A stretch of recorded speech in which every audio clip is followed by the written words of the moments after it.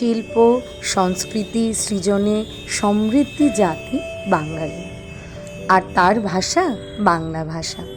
অথচ ইতিহাসের প্রসহনটা দেখুন, সেই বাংলার ওপরই আঘাত হানা হলো 1961 সালে, যখন কবিগুরুর জন্ম শতবর্ষ। কবির ভাষা, বাংলা ভাষা, মাতৃভাষার কথা বলার অধিকার ছিনিয়ে নিতে আসাম রাজ্যে জারি হলো কুখ্যাত ভাষা সার্কুলার। সেই সার্কুলার প্রত্যাহারের দাবিতে বরাক উপত্যকা জুড়ে শুরু হলো একের পর এক আন্দোলন। সেই আন্দোলনের একটা তিথি ছিল এই 19শে মে। সেদিন শিলচর রেল স্টেশনে রেল রুখতে গিয়ে দমন নীতির শিকার হন হাজার হাজার সত্যাগ্রহী। কিন্তু শেষ পর্যন্ত প্রাণ দিয়েই মাতৃভাষাকে রক্ষা করতে হয় তাদের।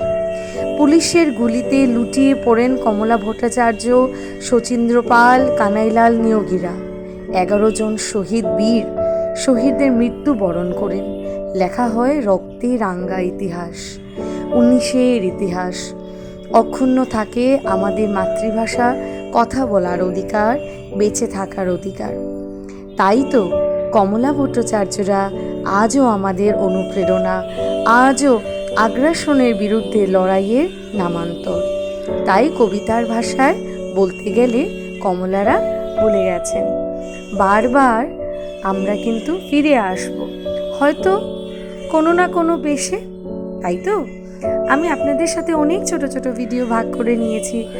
আগের ভিডিওগুলোতেই বলেছিলাম আমাদের কলেজে বিভিন্ন সেলের মাধ্যমে আমরা অনুষ্ঠান করে থাকি। আজ সেই লিটারেরি অ্যান্ড ড্রামাটিক সেলের একটি ছোট্ট অনুষ্ঠানে 19শে মের প্রাঙ্গণ, অর্থাৎ ভাষা শহীদ স্টেশনের প্রাঙ্গণে আমরা সবাই ছাত্রছাত্রীদেরকে নিয়ে, শিক্ষকেরা আমরা সেখানে গিয়ে অনুষ্ঠানটি আমাদের কলেজের পক্ষ থেকে আমরা একটি ছোট্ট অনুষ্ঠান করে থাকি। আজ সেই ছোট্ট অনুষ্ঠানটি আপনাদের মধ্যে তুলে ধরার চেষ্টা। ভালো থাকবেন সবাই, জানাবেন কেমন হয়েছে। আজ 63 বছর পর তার মূল্যায়নের সময়, এবং এই সময়ে দাঁড়িয়ে আমরা যখন একটু ফিরে তাকাই তখন দেখি যে হয়তো অনেক ত্যাগই এখনও অপূর্ণ রয়ে গেছে।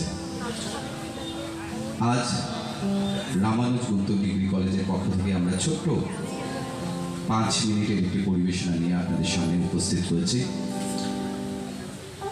এখানে রামানুজ গৌতম ডিগ্রি কলেজের কয়েকজন স্টুডেন্ট, ছাত্রছাত্রী এবং আমরা শিক্ষক শিক্ষিকারা রয়েছি, এবং আমি ছাড়া বাকিরা এখানে যারাই আছেন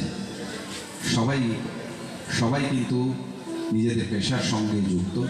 তারা সেই অর্থে শিল্পী নন, তাদেরকে মঞ্চে আপনারা দেখেন না, কিন্তু আমরা মনে করি যে 19-এর বার্তা এটাই যে এখানে আজকের দিনে স্মৃতি তর্পণ হোক, এবং স্মৃতি তর্পণের উদ্দেশ্যে আমাদের এই মঞ্চে উঠে আসা। আমরা ছোট্ট একটি গানে কবিতায় অংশ আপনাদের সামনে পরিবেশন করব। আমরা প্রথমেই বলে রাখি আমাদের ভুল ত্রুটি হবে, আপনারা নিজ গুণে মার্জনা করবেন। 1961 সালে গোটা বিশ্ব তখন বিশ্বকবি রবীন্দ্রনাথ ঠাকুরের জন্ম শতবর্ষ উদযাপনে ব্যস্ত। হ্যাঁ, সেই বিশ্বকবি যার সৃষ্টি ও সৃজনে ভর করে দুনিয়া জুড়ে অনন্য আসনে আসীন হয়েছে বাঙালি। সেই রবীন্দ্রনাথ যিনি সব ভয়কে জয় করে শিখিয়েছেন এগিয়ে চলার মন্ত্র।